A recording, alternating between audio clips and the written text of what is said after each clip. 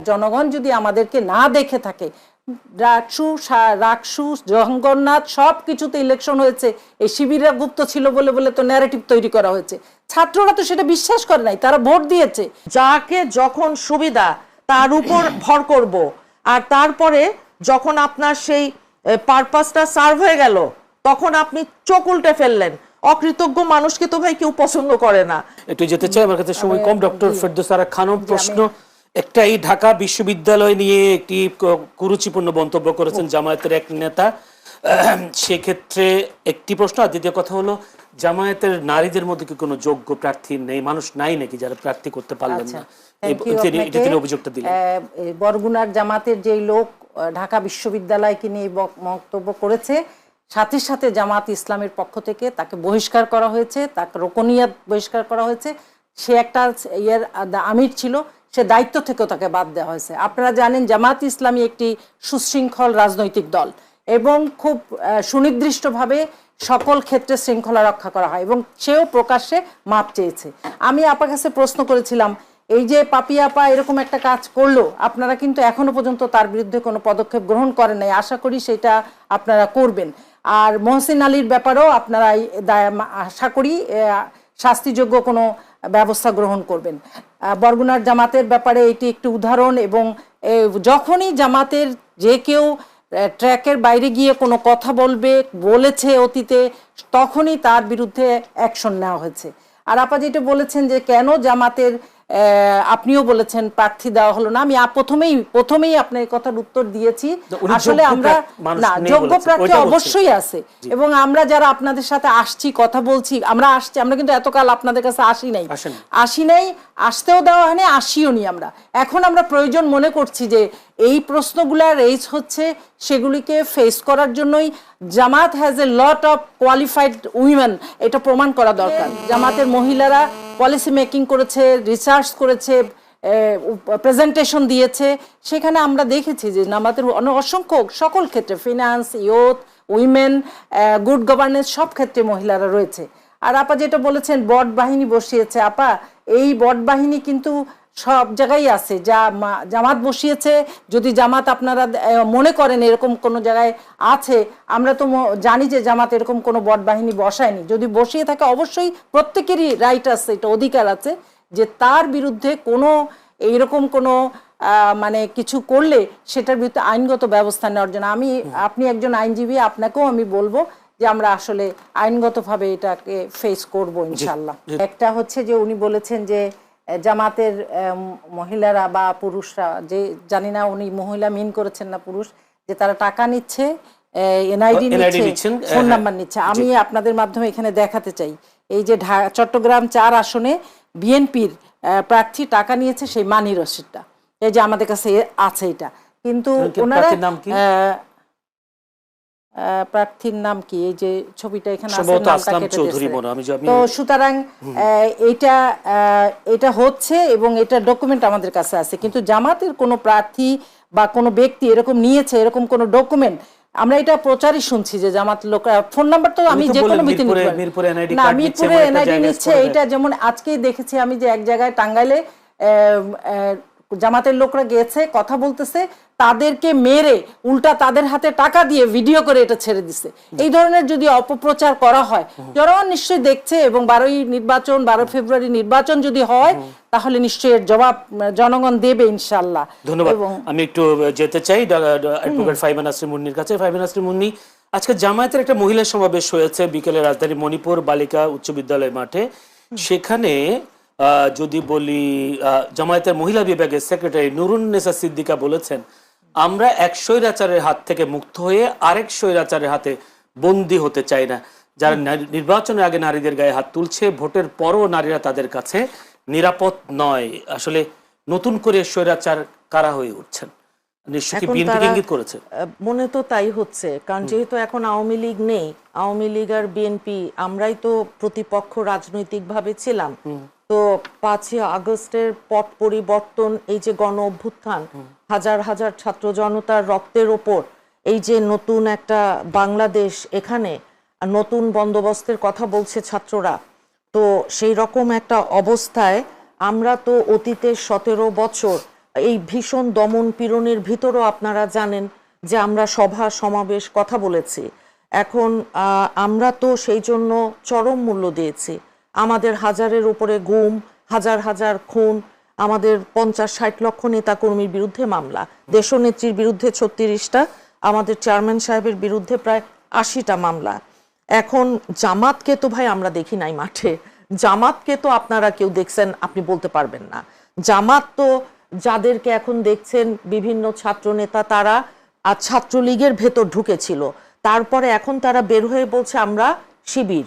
হ্যাঁ, তো এখন আমরা তো ভাই বুঝতে পারছি না তাদের একই অঙ্গে কত রূপ, তাদের তো গুপ্ত রূপ, সুপ্ত রূপ, তাদের তো আপনার ছদ্মবেশ, তাদের আইডেন্টিটি ক্রাইসিস। এখন যে বিপদের সময়, দুর্দিনে, কঠিন সময়ে আমরা তো হাজারো বন্দুকের সামনে মাথা উঁচু করে দাঁড়িয়েছিলাম, মারা গেছি, গুলি খেয়েছি। এখনো আমাদের বহু নেতা কর্মী, তৃণমূল থেকে শুরু করে আমাদের কর্মী সমর্থক লক্ষ লক্ষ, তাদের কিন্তু গায়ে গুলি। 2018 সালে আপনাদের সাথে গুপ্ত ছিল তাহলে? তো গুপ্ত তারা আমাদের সাথে, হ্যাঁ তারা আমাদের ইয়েতে প্রতীক, তারা আমাদের প্রতীক নিয়ে নির্বাচন করেনি তো? যেই কয়জন আমাদের সাথে তারা ধানের শীষের জামাত প্রতীক নিয়ে নির্বাচন করেছে, তো আজকে 5ই আগস্টের পরে আরো যা বের হচ্ছে, এখন যা দেখছেন, তো স্বৈরাচার কাকে বলে, স্বৈরাচার কয় রকম আর কি কি, সেটা তো বুঝতে হবে আর জানতে হবে। একটা স্বৈরাচার পালিয়ে গেছে, ভালো কথা। আমাদের দেশনেত্রী এই বয়সে উনি 36টা মামলা ফেস করেছেন, জেলে গেছেন। আমরা নেতাকর্মীরা বারবার জেলে গেছি, ওনারা কোথায় ছিল? ওনাদেরকে কয়জন কোথায়? ওনারা জেলে গেছেন, আন্দোলন করেছেন আর সংগ্রাম করেছে গত 17 বছর। বাংলাদেশের 20 কোটি মানুষের 40 কোটি চোখ আছে ভাই, কেউ তো দেখে নাই। হঠাৎ আজকে কি হয়ে গেছে? তারা তো আমাদের সাথেই ছিল, আমাদের এলাকায়, আবার অতীতে আওয়ামী লীগের সাথে ছিল, তারও আগে অন্য দলের সাথেও ছিল। কাজেই যাকে যখন সুবিধা তার উপর ভর করব, আর তারপরে যখন আপনার সেই পারপাসটা সার্ভ হয়ে গেল তখন আপনি চোখ উল্টে ফেললেন। অকৃতজ্ঞ মানুষকে তো ভাই কেউ পছন্দ করে না। আর মুক্তিযুদ্ধে তাদের যেই ভূমিকা, মুক্তিযুদ্ধের মহান স্বাধীনতার ঘোষক আমাদের শহীদ প্রেসিডেন্ট জিয়াউর রহমান, তো আমাদের দলটা তো মুক্তিযোদ্ধাদের দল। আমাদের দেশনেত্রী মাদার অফ ডেমোক্রেসি, আমাদের ভারপ্রাপ্ত চেয়ারম্যান সাহেব নির্বাসনে থেকে 1/11 এর অত্যাচার নির্যাতনে জর্জরিত হয়ে ফিরে আসার পর যেই ঢেউ উঠেছে, এই ঢেউতেই ওই আপনার এখন তো তারেক রহমান বসন্ত চলছে বাংলাদেশের রাজনীতিতে, সেই কারণেই জামাতের নার্ভাসনেস থেকে জামাত অনেক কথা এখন বলছে, ওতে আমরা বিন্দু মাত্র বিচলিত নই। বাংলাদেশের মানুষ কোনোদিন ভুল করে না, ভোট দিবে কিসে? ধানের শীষে। ধন্যবাদ আপনাকে। যদি ডক্টর ফেরদৌসা খানম 2-3টে অভিযোগ করেছেন, বিগত 17 বছর আপনাদেরকে আন্দোলনে দেখা যায়নি, গুপ্ত সুপ্ত ছিলেন, যখন যেটা সুযোগ পান তখন তার দলে ঢুকেন, বিষয়টা যদি একটু ক্লিয়ার করতেন। থ্যাংক ইউ আপনাকে। জামাত মাঠে ছিল না, তাদেরকে দেখা যায়নি। মুনিয়াপা, আপনাকে বলতে চাই, আপনাদের ম্যাডামের বাড়ির সামনে যখন বালুর ট্রাক রেখে দেওয়া হয়েছিল, তখন সেই বালুর ট্রাক সরানোর জন্য কিন্তু আপনাদের বিএনপির একজন নেতাকেও পাওয়া যায়নি। আমি ছিলাম তো, মির্জা আব্বাসও ছিল না। আমাদের জামাত শিবিরের লোকরা শহীদ হয়েছে, জীবন দিয়েছে। আপনারা কিভাবে এটা অস্বীকার করবেন? এগুলা বলেন না, অস্বীকার করবেন, এটা বলবেন না। না না, করছো তো আপা, এটা রিপোর্টেড।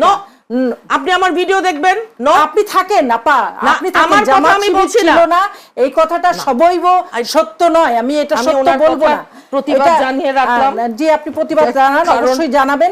এবং জামাত গুপ্ত এবং সুপ্ত, এটা যে বলা যে আমরা সেই এর মতো বলছি, আপনারা জানেন আন্দোলনের স্বার্থে সালাউদ্দিন সাহেব, রিজভী সাহেব, তারাও গুপ্ত জায়গা থেকে অ্যানাউন্স করেছেন আগামীকাল হরতাল হবে, অবরোধ হবে, মিটিং হবে, মিছিল হবে। এটি একটি আন্দোলনের একটা কৌশল, এবং সেই কৌশল যে কোনো সময় স্বৈরাচারের বিরুদ্ধে যে কোনো আন্দোলনকারী দল সেটি গ্রহণ করতে পারে।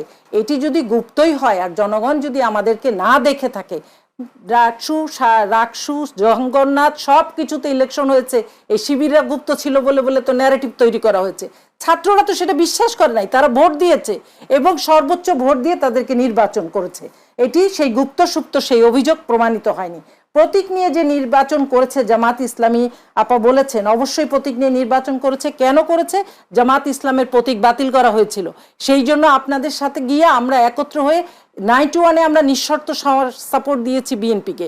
2001-এ আমরা মন্ত্রিত্ব নিয়েছিলাম 2টা, এবং 2 জন মন্ত্রী সফলতার সাথে সততার সাথে মন্ত্রিত্বর দায়িত্ব পালন করেছেন। সুতরাং আমরা সব অতীতে বিএনপির সাথে ছিলাম, তাদের সাথে সহযোগী হয়ে সরকার গঠনে কাজ করেছি।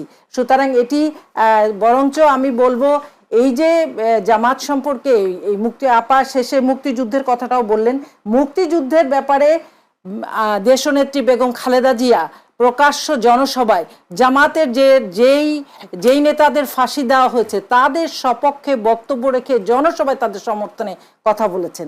সুতরাং এইটি আপনাদের এখনকার যদি কোনো বক্তব্য হয়, মুক্তিযুদ্ধের বয়ান এগুলি স্বৈরাচার 17 বছর ধরে বলেছে, এগুলি আর জনগণ খায় না, এগুলি গেছে, এগুলি এখন মানে উচ্ছিষ্ট হয়ে গেছে।